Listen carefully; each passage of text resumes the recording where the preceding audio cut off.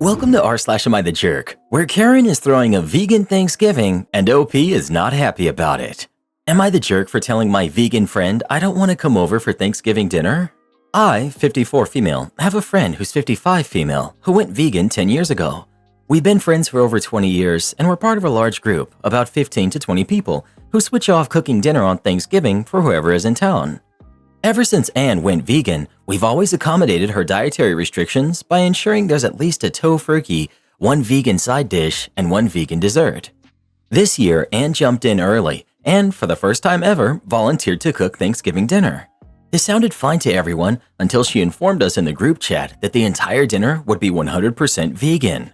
Some of us offered to bring additional, non-vegan dishes, including a turkey, but she insisted that everyone eat vegan while at her house. Anne then declared that vegan food tastes exactly the same as traditional omnivore food. In my experience, though, it really doesn't. I've been to Anne's house for meals in the past, and I've choked down bean burgers, vegan chocolate cake, and probably a dozen other vegan dishes, each of which she insisted taste just like the real thing. She even tried to fool me once with a Beyond Burger, claiming it was a regular hamburger. Personally, I found only a limited number of vegan dishes I actually enjoy, and none of those have been made by her. After thinking it over and discussing it with my husband, we decided to privately let Anne know that we would be bowing out of Thanksgiving dinner at her house this year. I told her that I wanted turkey, mashed potatoes, and pumpkin pie made with traditional ingredients. I could have lied and said we had plans to travel to see family, but I didn't want to lie. Since I told her about this a week ago, Anne has become angrier and angrier with me. She eventually complained to some of the other women in our group, saying I was refusing to attend just because she was cooking. While this is somewhat true, it still made me frustrated. I explained to the other ladies that we always were very considerate in making vegan dishes just for her at every party and get-together that we host. I pointed out that it felt unreasonable for her to insist that we strictly adhere to her dietary choices when I've never demanded the same from her. That explanation seemed to shift the perspective of the group. Now, most of the ladies have decided to host their own Thanksgiving at one of their houses instead. For what it's worth, we will not be attending their Thanksgiving dinner either.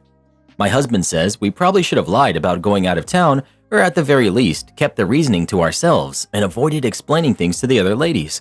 I've decided to stay out of it from here on out, but somehow Anne still blames me for the entire situation. Am I the jerk for declining to attend a vegan Thanksgiving? Not the jerk. You accommodated her many times over, but she refused to do so when hosting. I get that being a vegan is a choice most people make for ethical reasons, but the BS line of, "it all tastes the same," is just crazy. It doesn't, and they know it. I often eat vegan meals of my own making, but never once have I made it thinking, this will taste just like the meat dish I made yesterday.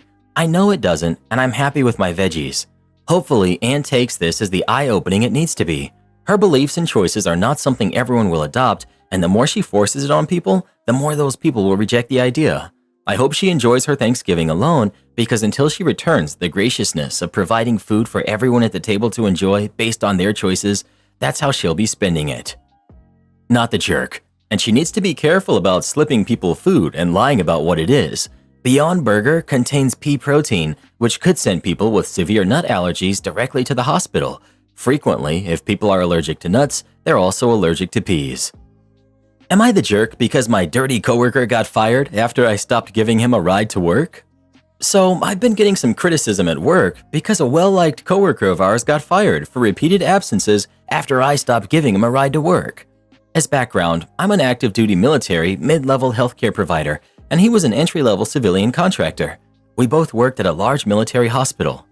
Earlier this year, John, who's 20, who had recently started working at the hospital, was asking around our department for people who could carpool with him. Everyone gave various reasons why they couldn't help, so eventually I volunteered because he lived nearby and it wouldn't be out of my way to pick him up. John was very well liked in our department, with most of the older ladies adopting him as their work son, and he was the youngest employee by almost a decade. The issue started about a month in when I noticed that every morning after I picked him up, he'd bring food to eat on the drive to work. This didn't bother me at first, but over time, he started leaving food trash and crumbs in my vehicle. I'm extremely clean, so this started to annoy me, and I asked him to please take his trash with him after eating.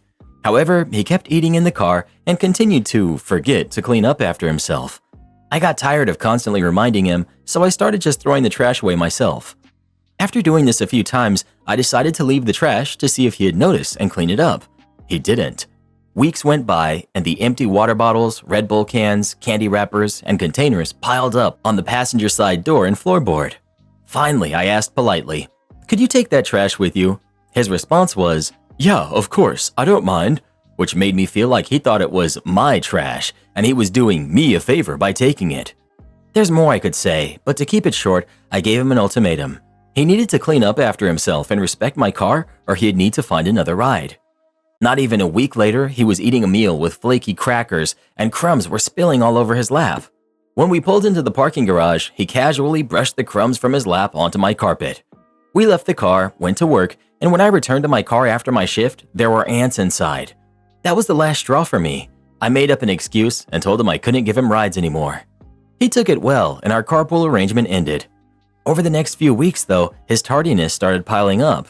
Eventually, his agency fired him in September.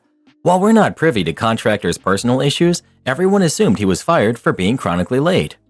Fast forward to today. While on break, I overheard some coworkers saying he was fired because I stopped giving him a ride to work, and that it was selfish of me to stop. I never told anyone except him why I stopped giving him rides, so I'm assuming he told them some half-baked story, and because he was so well-liked, they've all sided with him. Am I the jerk here? Not the jerk. Firstly, you are not obligated to give him rides anyway, and he's a grown man. Either he's responsible and gets to work on time, or he gets fired. Secondly, he's being disrespectful, plain and simple. Is it his car? No, so he can listen to you and pick up his litter when he leaves. Thirdly, everyone's giving you crap for not giving him lifts, but did they step in and help? No, they didn't. The hypocrites can be quiet, not the jerk. I woke up to his girl best friend standing in his bedroom at 2 a.m. How do I navigate this? I, 40 female, recently started a new relationship with my boyfriend who's 45. He was upfront about having a close female friend he briefly dated a few years ago. They only hooked up once before realizing they were better off as friends. I felt a little wary, but I've also stayed friends with men I've been involved with, so I understood his perspective. I believed him when he assured me their relationship was entirely platonic. He even mentioned we'd probably get along well, and I decided to reserve judgment until I had a chance to meet her. He did share that his last girlfriend wasn't particularly fond of this woman, but I figured everyone has their own comfort level. Some of his exes had even asked him to create some distance from her, but I didn't think too much of it. Then, one night, something happened that I never expected. I was staying over at his place, and around 2 a.m., I woke up to hear his front door unlocking and footsteps entering the apartment. Half asleep, I thought I might be dreaming until I heard the quiet click of a light and saw a woman standing in his bedroom doorway staring at us while we were laying there. At first, I didn't know what to do. I tried waking him up by patting his arm, but he was out cold. Panic set in as I realized this stranger was actually there watching us. She just stood in the doorway, staring for a few minutes, and only said, "Sorry for disturbing you," before leaving. Finally, I managed to wake him up, but by that point, she was gone. It took him a minute to process what had happened, and when I described her, he showed me a picture. It was his girl best friend. He hadn't heard from her since the day before, but as soon as he checked his phone, her messages and calls started pouring in. When he finally answered, she claimed she was scared and needed to talk. He told her off and ended the call, but she kept calling and texting, furious that he wouldn't meet her outside. I was rattled. She had a boyfriend and knew about me, so I couldn't understand why she'd show up unannounced, let alone in the middle of the night. As much as I wanted to stay, I felt uneasy and decided to leave after making sure I was calm enough to drive. The whole situation was surreal, and I was still trying to process everything. The next day, my boyfriend reached out, not sure if I'd even want to speak to him. Apparently, she had shown up to tell him she was in love with him and asked him to choose her over me. He was blindsided and set clear boundaries, telling her he couldn't be anything more than friends. She said she couldn't just be friends and ended the friendship, leaving him to grieve the sudden loss of someone who had been a huge support for him during tough times. He seemed genuinely shocked that she would do this. Honestly, the whole incident left me rattled. I locked the door myself before we went to bed, so I know it was secure, and his apartment has a keyless entry system. She knew the access code since they had been close friends for years, and he trusted her to help out while he traveled internationally. Now he has plans to contact the apartment management to change the codes. While I'm trying to make sense of what happened, I feel like he doesn't understand just how disturbing this was for me. I've watched a lot of true crime, and my initial thought was that she might be a crazy ex here to harm us. I was caught completely off guard, and I have no idea how to handle this situation. I'm trying to process whether I should continue this relationship or take a step back. Most people would probably end things immediately, but he genuinely seemed as blindsided as I was and says he had no idea she felt this way. This is the first red flag I've seen, and while I feel he's being honest, I'm not sure if I'm being too trusting. The only red flag is from her. She's crazy. I think he's doing everything right, and if you like him, then give him a chance. I'm sure the whole, "I'll go to his place and confess that I love him right now, I don't care what time it is," sounded sweet and romantic in her head like it does in the movies. In reality, it does make her sound like a psycho. Kudos to your boyfriend for laying out the boundaries and obviously seeing that this is not acceptable, but it has the possibility to turn very bad very quickly. Am I the jerk for not consoling my boyfriend because I make more money? I make a good deal of money, which I know will probably make some people think I'm the jerk already, but I live a very modest lifestyle. My monthly budget is $4,000, and most months I profit around $30,000. I'm self-employed, so sometimes it's more, sometimes it's less. Next month, it'll be around $80,000 pre-tax. I've been dating my boyfriend for 5 months. He's a good guy, but more traditional than anyone I've dated before. He works as an assistant manager at a farm supply store, making $15 an hour. We're both in our mid-30s, living in a small town in the middle of nowhere. I only moved here to be close to my niece and nephew. He doesn't know what I make. We've only been dating a few months, and I'm private about how much I'm saving. I drive an older Kia, bought a standard 3-bedroom, 2-bath house last year, and have nearly paid it off. The issue started when he saw an invoice notification pop up on my phone from a vendor. The bill was about $5,000, and he was shocked I was paying that much. I told him it was the cost of doing business, and he said, "Must be nice to drop twice what a normal person makes in a month on business." I shrugged it off, saying it would be nice if I didn't have to pay that bill at all. He dropped it, but for the next few days, he seemed distant. When I visited him at his place, I asked if something was wrong, and it all came out. Seeing me pay a $5,000 bill for my business set him off. He was trying to figure out how he could be the man when I'm paying other people more than he makes.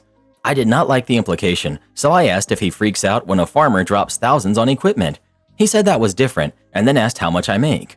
He hadn't asked before, which I guess is partially on me for making it seem like my income isn't anything impressive. But I had a bad feeling, so I lied and said $120,000, which is officially my salary. Anyway, he burst into tears. I probably should have tried to comfort him, but it was honestly hard for me to wrap my head around his reaction. He's not a loser at all. You sure about that? He has a cool job. He's super knowledgeable about farming, which I think is fascinating, and he's a pillar in our small community.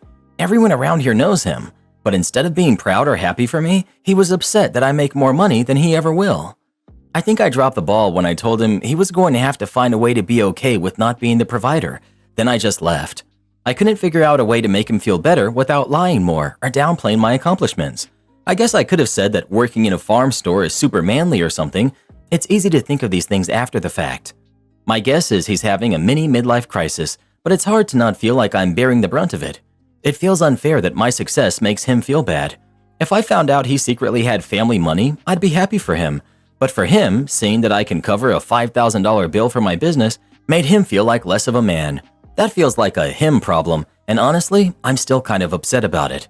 I know I'm coming from a place of privilege because I haven't had to worry about money in a long time, and I know that changes you. But am I the jerk for how I handled this?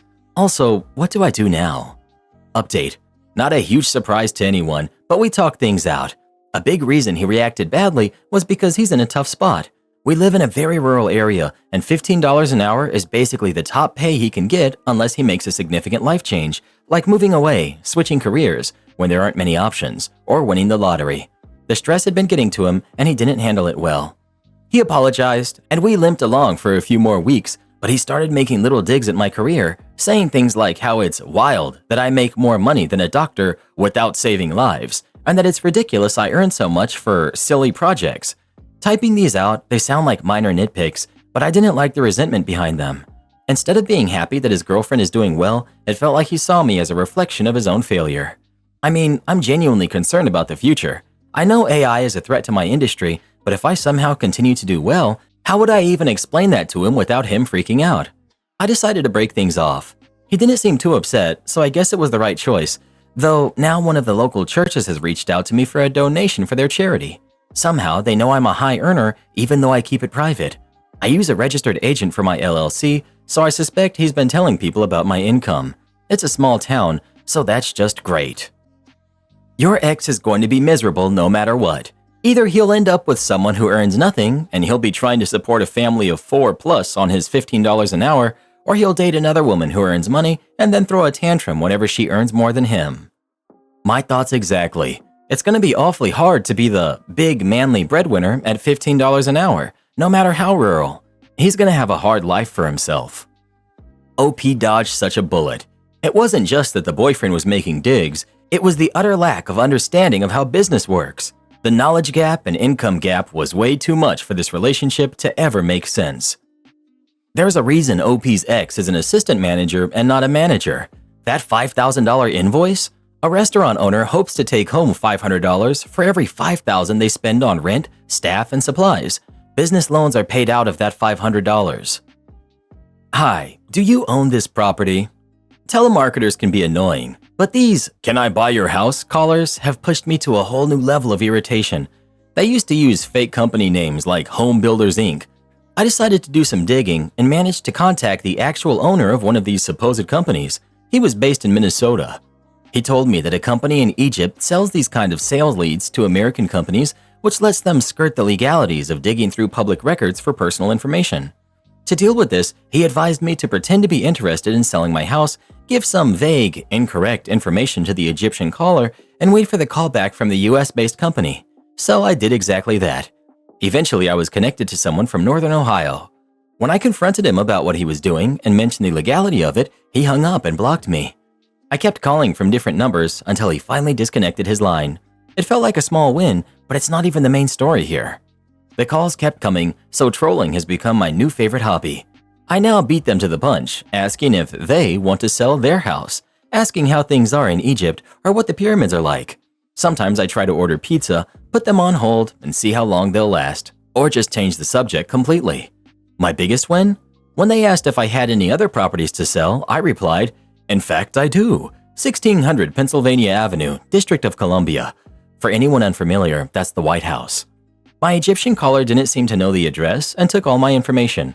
I didn't give them anything groundbreaking, but I did mention it had a fenced yard, tons of extra bedrooms, a big round office, and a top-notch security system. 2 days later, I got a call back. "Not sure who you are, but well played. I've been laughing for the last half hour. How did you convince them you own the White House?" The first caller got the joke. He congratulated me, we had a good laugh, and he hung up.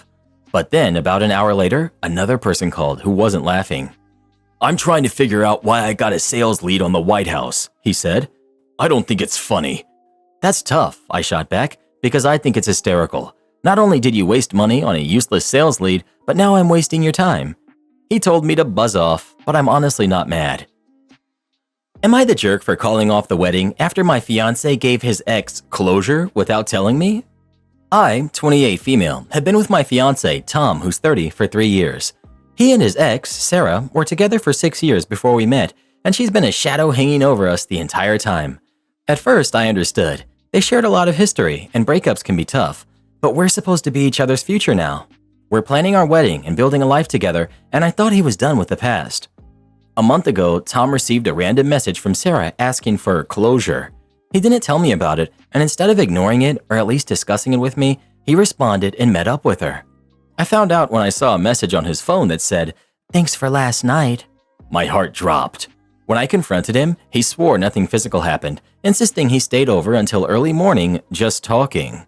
I didn't believe him, and what's worse, he got defensive, calling me insecure for feeling betrayed.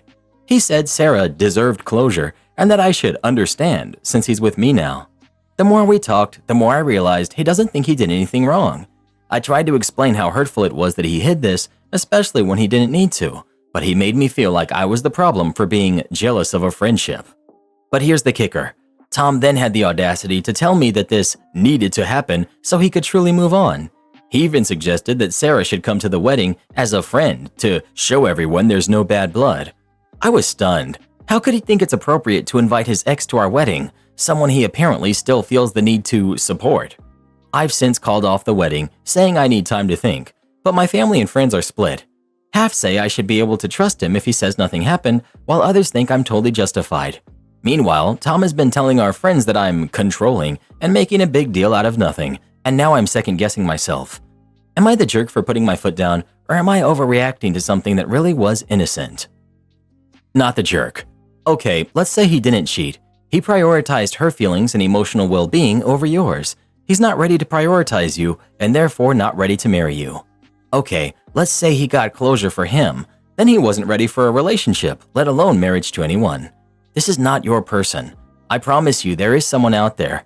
You may not find them for a while, but you're asking because you know that this is a crap show waiting to happen. Trust your gut. Not the jerk. You should be able to trust Tom if he says nothing happened, but you can't. He has given you no reason to believe him. He didn't tell you about the meeting. He spent an entire night with Sarah and refused to talk about this burning need for closure with you. Why in the world would he commit to spending his life with you if he hadn't already gotten closure? What does that even mean? Not the jerk. I'm friends with my ex. I encourage people to stay friends with non-toxic exes. When I married my husband, this ex addressed the wedding invitations for us. He's uncle to our kids. He's a close friend. We were bad as a couple, excellent as friends. After we broke up, he was the one encouraging me to call and date my now husband. He was at my kids' weddings. We have now been friends for 40 years. If I had felt it was necessary to hide that I was seeing my ex in any manner from my husband, that would have been a red flag.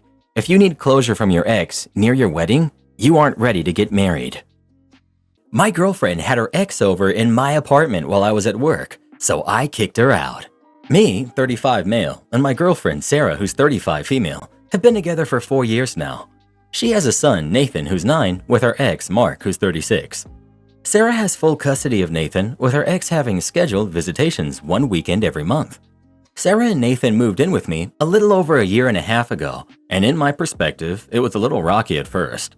I've always been pretty protective of my space, so making room for 2 other people was difficult for me. When Sarah moved in with me, we agreed that the visitations for Mark would be held in our apartment as long as I'm home. The main reason I wanted this is because I don't know Mark that well, and I don't want him wandering around our apartment without me there. When we proposed this idea to Mark, he was fine with it. Now moving on to the real issue. 3 weeks ago marked 4 months since Mark's last visit, so I had asked Sarah when he was planning on visiting Nathan. My girlfriend replied by shrugging her shoulders and telling me she'd ask. She never followed up with it. So a few days ago, I asked when Mark's next visit was, and Sarah said she'd tell me when she knew. Nathan was in the living room, but had apparently overheard us and shouted something along the lines of, "Dad was here last weekend, remember?" Sarah's face immediately dropped, and when I asked what Nathan meant, she wouldn't give me a direct answer. Eventually, she ended up telling me that for the past 2 visits, Mark had been to our apartment when I was working. When I accused her of going back on our agreement, she kept telling me that this was her home too, and she could invite whoever she wanted, and that it was fine because she was here and watching. I told her that was besides the point, and she violated my trust. It blew up into a huge argument, which ended in me telling her to get out of my apartment. She packed up and left with Nathan. Last I heard, she was staying with her parents. I've gotten several messages from both Sarah and her parents calling me the jerk for kicking Sarah and Nathan out of their home for something so small. She's even been blasting me on Instagram and Facebook about how horrible I am to do this to her. It's got me thinking I might be the jerk, but I'm not entirely sure yet. Am I the jerk? Everyone sucks here. This is such a weird and controlling rule to need to supervise your girlfriend's interaction with her ex. Why on earth would visitation have to be at your place? Couldn't Mark take Nathan somewhere for a few hours? Lying about it and expecting the kid to lie was a jerk thing to do. Everyone sucks here. You for continually referring to your apartment as if Sarah and Nathan haven't been living there for 18 months or so. You even say you kicked her out of my apartment. Was it not their home too? Because it doesn't sound like you ever let them feel like it was. Sarah is somewhat a jerk for reneging on your agreement without discussing it with you. I wonder what Mark's visits were like though. Were you welcoming or did you treat him like an intruder and a nuisance? Was Nathan able to enjoy his time with his dad with you there? I suspect the answer is no, and that's likely why Sarah started letting the visits happen when you weren't around. That doesn't make it right what she did, but it makes it understandable. I actually think Sarah has dodged a bullet, and hopefully she'll realize that. Living with you doesn't sound like much fun. Everyone sucks here. Going behind your back sure wasn't the right approach, but she has a point too. It is her home, and while I, in principle, understand your way of thinking, how long did you plan to keep this up? For every visit ever? Why didn't you think Sarah would keep Mark in check for the visit? I think somehow you lack trust, which considering Sarah's behavior might be justified, But what kind of relationship is this? Not the jerk. Not surprised to see so many "you're the jerk" votes here. This chick moves in with you, brings her son, and has the audacity to have her ex over while you're gone at work. The mental gymnastics that these people are using to justify her lies and blame you for kicking them out is beyond me. Hope you learn your lesson from this, dude. Stay away from single moms. Guarantee you she's been hooking up with her ex in your home while you were at work. Once you catch someone lying, kick them out. Liars do not stop their lying, and it only intensifies. Same thing with cheaters. It's just part of their character, and there's no way to stop them from doing it. They will always feel justified in their crap no matter what, and they'll believe that you are the one with the problem. Social media and pop culture have created a whole generation of narcs.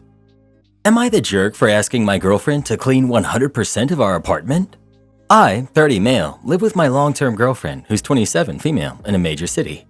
My girlfriend and I live together in a major city to share costs. I only mention this to provide some information about how much rent costs. While we were both working, I paid 60% of the rent and she paid 40%, with the agreement that I would pay for all dates because I make 30% more than she does.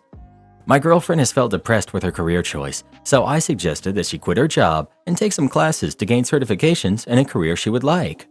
I agreed to pay rent and utilities, as well as pay for her classes and give her some spending money, $300 a month. I'm lucky in that I work at a good job, so I can eat breakfast, lunch, and dinner for free at work. I've also worked on additional projects so that I can work more hours in order to support the both of us on my salary alone. For the last 6 months, I've clocked in 60+ hours a week. When we were both working, we split chores 50-50. However, I find myself burning out during the week and unable to clean, and on the weekend, she wants to spend Saturday on dates, with us cleaning on Sunday together. We got into a bit of a row because I said that I need a day, Sunday, where I can just be alone or do something with my friends. She said she appreciates my help with her career change, but that since we both live in the apartment, we should both clean. I don't think it's fair since she's home much more than I am, and I make almost zero mess because I spend 60+ hours a week at work. She said just living in the house creates a mess and I should help clean it. How much is she studying, and is she alone all the time? OP. She takes 2 classes on Monday, Wednesday, Friday for 2 hours each class for a total of 4 hours a day. She probably studies an additional few hours a day on Monday, Wednesday, Friday, and a few more hours on Tuesday and Thursday.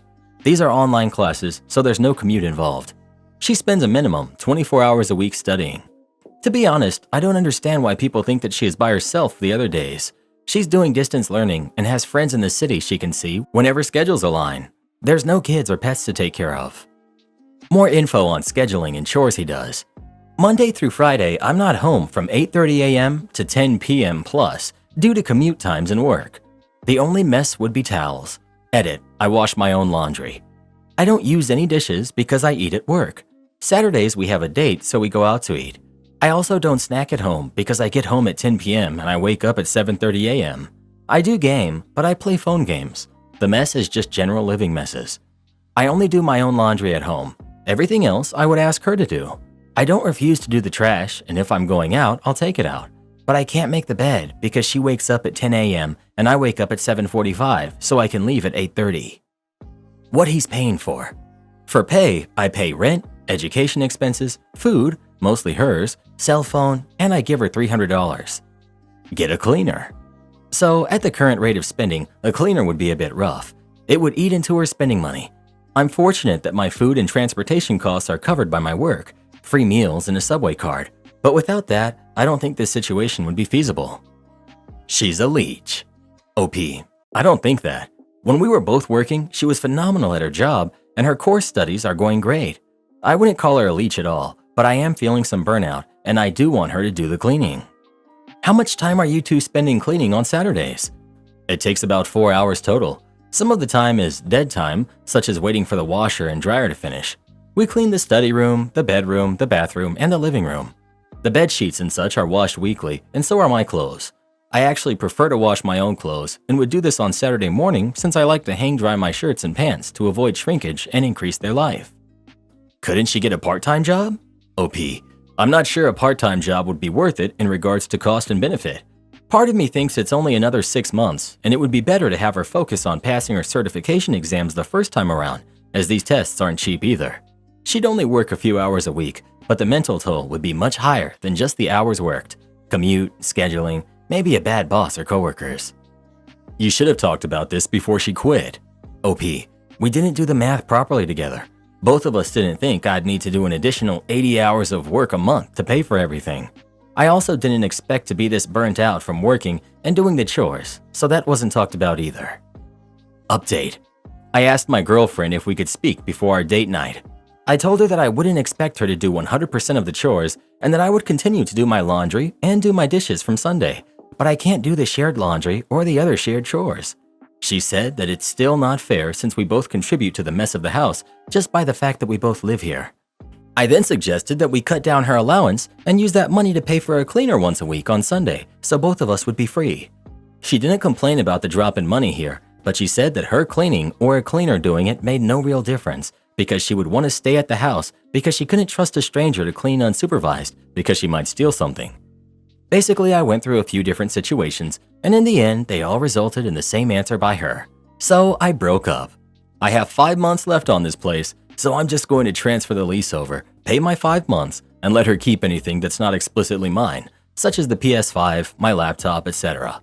Anything shared, like the bed or the TV, she can keep. It doesn't matter. I'll be out in a new place in a week. I'll get a work loan to cover this, but it'll be over. Another post with a crazy level of wealth and work disparity where the person contributing less demands the other person contribute more than they already are, resulting in them losing their sweet gig. I feel like if I had been in the girlfriend situation, just watching my partner leave at 8:30 and not return until 10, I would want to make sure everything was clean and okay, especially if all that overtime was for me. Those hours are punishing. I hate chores, but I would have found a way instead of leaving my partner with no choice but to break up. Just a total lack of empathy or understanding on her part. This reminded me so much of my situation with my ex. Same job and chore situation and everything. We broke up. I moved out and left everything for her to keep other than laptop and clothes and left her 4 months on the lease. She had to move in with her mom after 3 weeks because she didn't want to take care of herself. Same with a friend of mine. Worked 2 jobs, 12 plus hours, paid for her school, vacation, rent. The money she made part-time was her spending money. She cheated on him, he left her. Obviously, her affair partner left her soon afterwards. She moved back home and had the audacity to call my friend and ask for a second chance. Do this next. Tap here on your screen to come see our new podcast playlist, where you'll find thousands of hours of the best stories you've ever heard. Or tap the one on the right. That episode is specifically just for you, based on other videos you've enjoyed the most.